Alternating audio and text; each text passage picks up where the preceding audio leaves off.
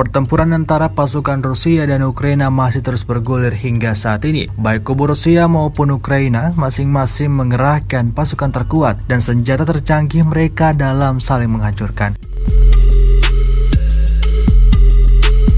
Seperti pada rekaman berikut yang baru-baru ini ramai beredar di media sosial Telegram pada Kamis 22 Desember 2022.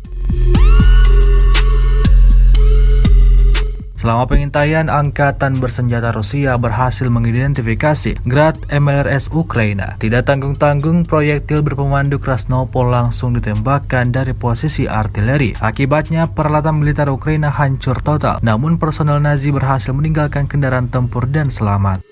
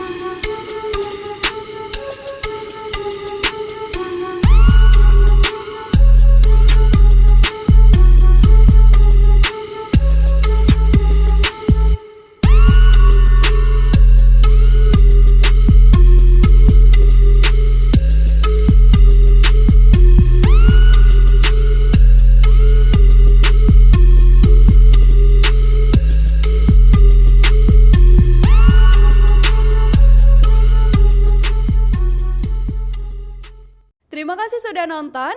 Jangan lupa like, subscribe, dan share ya.